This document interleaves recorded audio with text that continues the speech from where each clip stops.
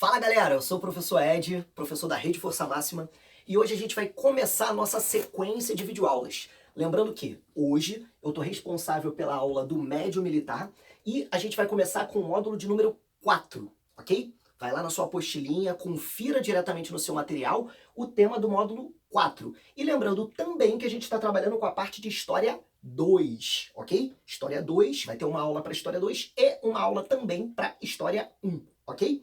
Então, o seu tema de História 2, módulo 4, é a formação dos Estados modernos europeus. Bom, para a gente começar o nosso bate-papo a respeito desse tema, é preciso que a gente relembre algumas coisas. Bem breve, até porque você já teve essa aula, ok? Bom, eu quero começar a relembrar a crise do século XIV, que também pode aparecer nos seus livros como a crise do sistema feudal de produção. Bom, os efeitos dessa crise vão gerar uma instabilidade política, uma instabilidade social muito forte dentro da Europa. E, em consequência disso, você tem uma série de revoltas camponesas que vão acontecer.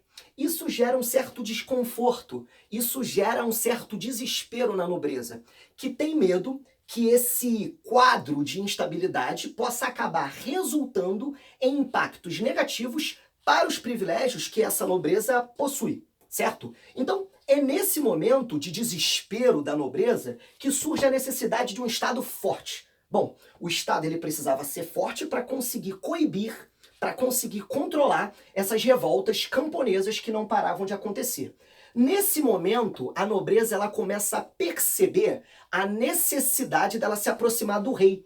Por quê, professor? Por que a nobreza vai querer se aproximar do rei?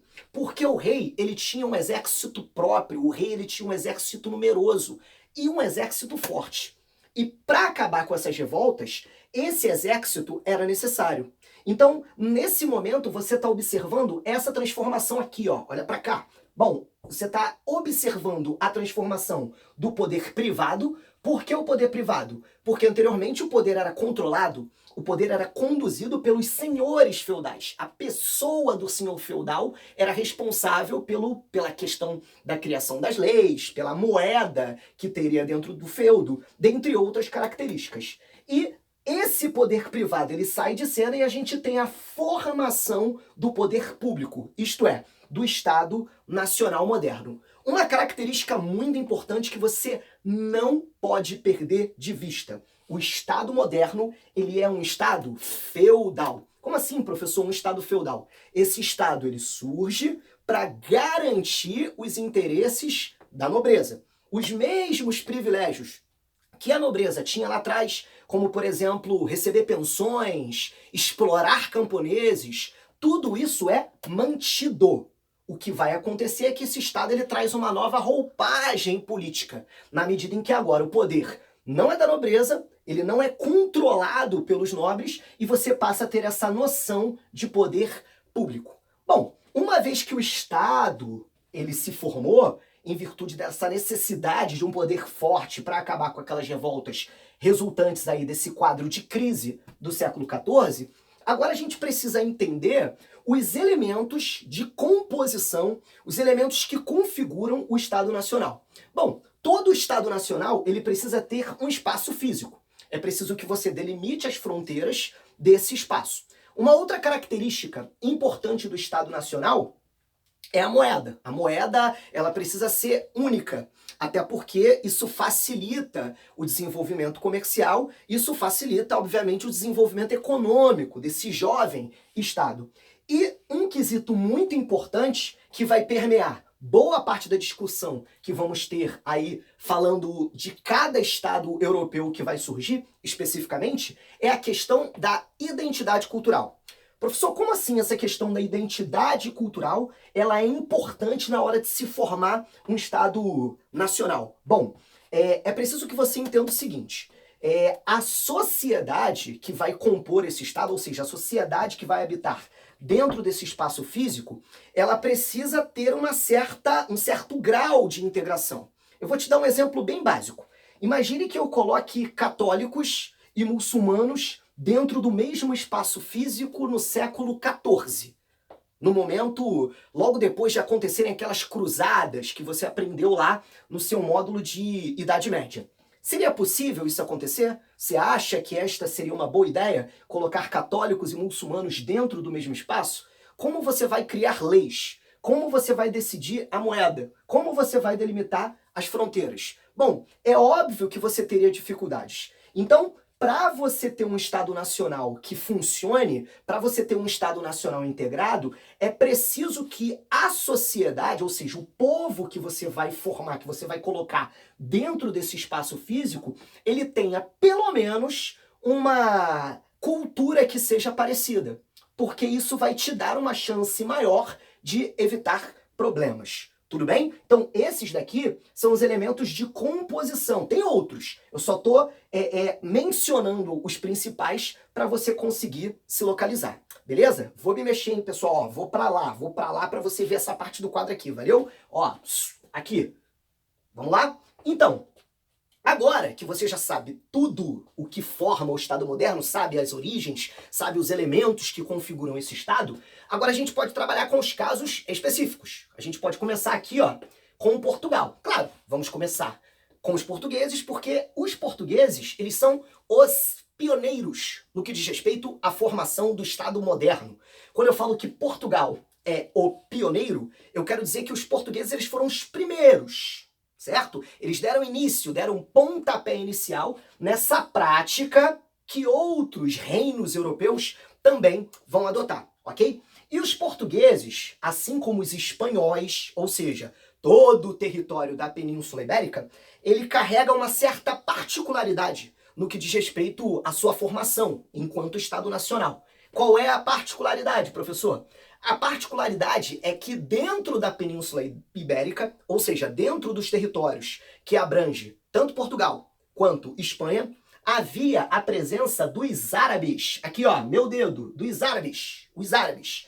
E para que esse território fosse formado, esse território precisou ser reconquistado, ou seja, cumprindo o quesito, vou me mexer de novo, hein? Cumprindo o quesito da identidade cultural, eu não poderia formar um Estado moderno com católicos e muçulmanos dentro daquele mesmo espaço, porque o Califado de Marrocos, ele estava instalado dentro da Península Ibérica. Então era preciso reconquistar esse território, era preciso expulsar o árabe, era preciso expulsar o muçulmano da Península Ibérica para que então o Estado português ele fosse formado.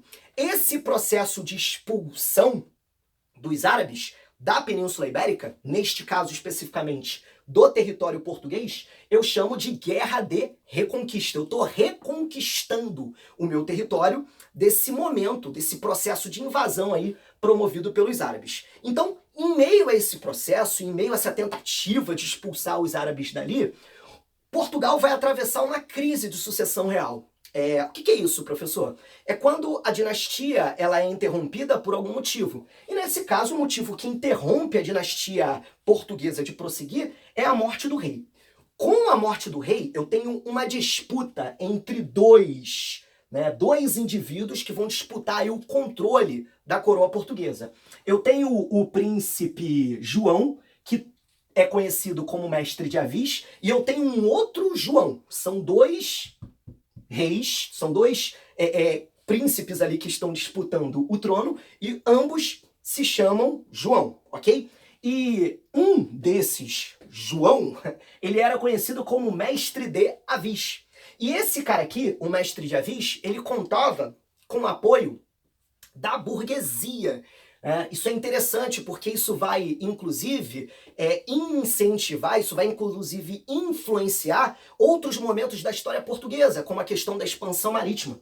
O Estado português, ele nasce forte. O Estado português, ele nasce com uma presença burguesa muito grande. A burguesia, ela estava ali, ó, andando do lado do Estado. Porque quem chega ao poder, tendo o apoio da burguesia, é o Mestre de Avis. Por isso que o processo que marca a formação do Estado português é chamado de Revolução de Avis. Porque o mestre de Avis, com o apoio da burguesia, chega ao governo. Lembrando que já apareceu em algumas questões aí de provas militares, a Batalha de Al-Jubarrota, que na verdade é a batalha que encerra todo esse processo, é a batalha quando definitivamente os portugueses eles conseguem expulsar os árabes dessa região. Tudo bem? Bom, a Espanha, a gente passando aí para a Península Ibérica, né, pela Península Ibérica, a Espanha, ela tem um processo que é muito mais simples, ao meu ver. Né? Não tem essa briga entre burguesia, entre nobreza, que esteve presente no caso dos portugueses. A Espanha é mais fácil, porque a Espanha, que também precisava vencer essa barreira da presença árabe dentro do seu território, ela teve o seu processo de unificação territorial a partir de um acordo matrimonial. Professor, acordo matrimonial é a mesma coisa de casamento? Então, eu gosto de chamar de acordo matrimonial porque é preciso que você entenda que o casamento nessa época ele não tem nada a ver com o casamento de hoje. Esse negócio da pessoa se apaixonar, gostar da... Não esquece isso. O acordo aqui, ele é um acordo matrimonial que muitas vezes é feito para justificar alianças políticas, para justificar alianças econômicas, militares, enfim. Pode ser tudo, menos amor. E neste caso, você tem a princesa, chamada Isabel de Castela, ela vai se casar com Fernando de Aragão, e você tem a união dos dois principais condatos ali que formavam a Espanha, que no caso seria Castela e Aragão. Essa união, ela permitiu um exército maior que acabou também, em definitivo, expulsando os árabes daquela região, tudo bem? E no caso da Espanha, essa união matrimonial, ela acabou sendo o fator responsável pela formação de um exército mais forte que conseguiu tomar a região de Granada, que era a última região ali, o último reduto mouro, a última região que os mouros ocupavam dentro da Península Ibérica. Beleza? Bom, Portugal e Espanha já foi. A gente pode falar agora da Inglaterra. Vem comigo aqui, ó. Vamos lá. Bom, a Inglaterra e a França acabaram tendo processos de formação de Estado moderno um tanto quanto parecidas, porque a guerra, ou seja, essa questão dos conflitos, eles vão permear os dois reinos aí. Inclusive a França e a Inglaterra elas vão vivenciar um conflito comum, que é a chamada Guerra dos 100 Anos, que a gente vai falar. Vamos falar agora, vamos começar a falar agora, porque primeiro detalhe que você precisa saber a respeito da Guerra dos 100 Anos é que a Guerra dos 100 Anos é uma guerra entre famílias feudais que estavam do lado da Inglaterra e famílias feudais que estavam do lado da França, cada qual com seu próprio interesse, cada qual com seu próprio objetivo. Mas esta guerra, ela foi presente nos dois reinos que viriam a se formar. E além, no caso especificamente da Inglaterra, da Guerra dos 100 Anos, tem também a chamada Guerra das Duas Rosas, que é a guerra que inclusive leva a dinastia Tudor ao poder. Dinastia a qual pertence o rei Henrique VIII, que vai governar a Inglaterra, vai ter um governo bem reconhecido, e ele foi responsável por esse processo ali de centralização política que acontece dentro do Estado inglês. Agora, uma pergunta interessante é o seguinte, por que a guerra ela contribui para a formação de um Estado? Para aí para você pensar, por que você acha que uma guerra, que é algo que gera instabilidade, morte, crise, como é que uma guerra ela contribui para a formação de um Estado? Vai lá, pensa. 1, 2, 3. Pensou? Então, numa guerra, é preciso que você lembre do seguinte, existe toda uma estrutura econômica, existe toda uma estrutura política por trás daquele conflito, certo? O soldado, ele precisa ter a sua arma municiada, o soldado, ele precisa comer, o soldado, ele precisa calçar, ele precisa vestir. E para que tudo isso possa funcionar de maneira plena, de maneira eficiente, você precisa de quê? Você precisa de grana. Então, claro que numa guerra, as vidas, elas continuam sendo a maior perda que se tem, isso é fato. Mas existe uma estrutura econômica que também precisa funcionar para essa guerra acontecer, ok?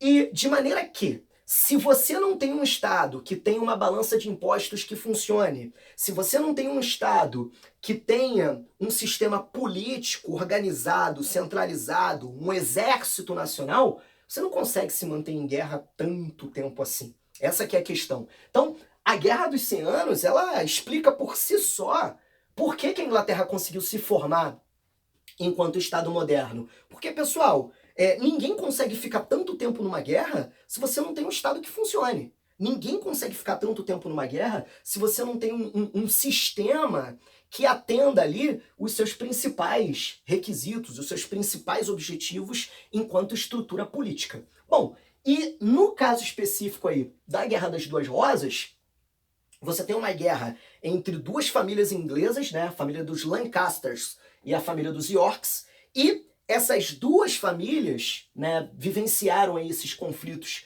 na segunda metade do século XV, e acaba que a família Tudor, que é uma outra família, uma terceira família, chega ao poder. Então, em meio a essas guerras, a Inglaterra, ela praticamente foi forçada a se tornar um Estado nacional moderno, tudo bem?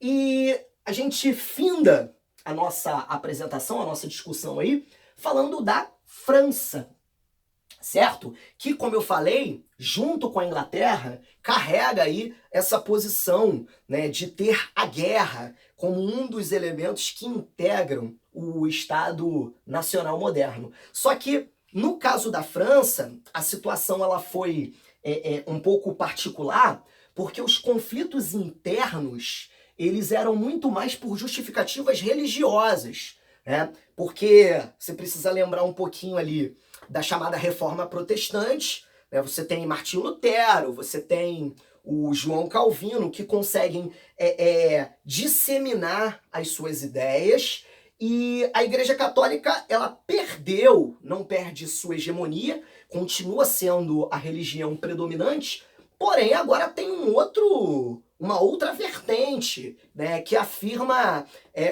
ser possível o fiel, o cristão, chegar à salvação a partir de uma outra doutrina, de outros ensinamentos. Bom, então você tem aquele conflito entre católicos e protestantes. Tá? Isso vai acontecer na Inglaterra também, né? Na Inglaterra você tem ali os conflitos com os puritanos, só que na França, né, os protestantes, eles eram chamados de huguenotes, tudo bem? De huguenotes. E os huguenotes, eles eram perseguidos pelos católicos. Você tem um episódio muito conhecido da história francesa, que é chamada Noite de São Bartolomeu, no qual, né, milhares de protestantes, milhares de huguenotes foram mortos, foram executados aí com a permissão da chamada Rainha Margot. E esses conflitos acabaram forçando também a França a se tornar um Estado nacional moderno. E um detalhe interessante, pessoal, que esses conflitos, eles se tornaram algo tão forte, tão presente dentro da história francesa, que em 1598, ou seja, aqui ó, no finalzinho do século XVI, você tem o Estado francês permitindo os huguenotes, no caso os protestantes franceses, né, a terem ali a sua liberdade religiosa. Ou seja, a questão da morte, desse conflito entre católicos e protestantes, se torna algo tão difícil para o Estado francês conseguir administrar, que eles acabam permitindo a liberdade religiosa, né, para os protestantes franceses. Então, através dessas guerras religiosas, a França, que tinha uma posição, né, um tanto quanto particular com relação ali à estrutura eclesiástica, é importante que isso seja dito também, inclusive durante o século XIV, tem um período que a sede da Igreja Católica, que sempre ficou baseada ali em Roma, ela se transferiu para a França, né, durante o momento da história ali, durante o século XIV, a sede da Igreja Católica ela ficou na França, para você perceber a importância que a França carrega no que diz respeito ao catolicismo. Inclusive, na nossa próxima aula do módulo 5, a gente vai falar de absolutismo monárquico.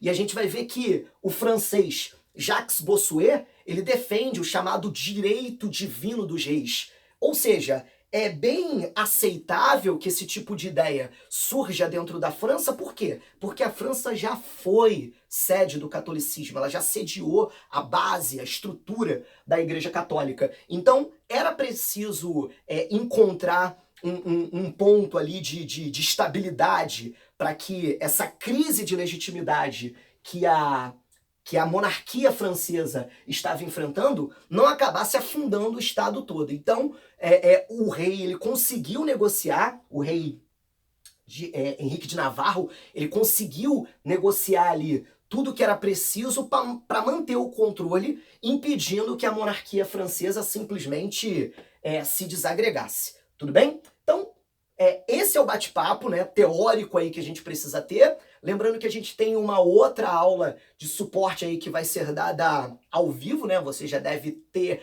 assistido ou vai assistir ainda. E a gente tá junto, né? Tem um estadista inglês, fiquei pensando no que falar para vocês nessa primeira aula que a gente gravou. Tem um estadista inglês chamado Winston Churchill. Na verdade, ele foi primeiro-ministro da Inglaterra durante a Segunda Guerra Mundial. A Inglaterra ela passou por um problema muito grande, onde a Inglaterra ela sofreu bombardeios quase que diários da Força Aérea Nazista, chamada Luftwaffe. E faltou muito pouco para que a Inglaterra ela se rendesse, mas ela não se rendeu. Ela conseguiu vencer a batalha, ela conseguiu resistir. E perguntaram para Winston Churchill, para o primeiro-ministro inglês, qual era o segredo do sucesso. Ele disse o seguinte: o segredo do sucesso é colecionar os fracassos sem perder o entusiasmo, ok? Então, não deixe que nada te abata, não deixe que nada interrompa seus estudos, não desista dos seus sonhos e nós estamos aqui para poder te ajudar. Valeu, galera? Um beijo para todo mundo!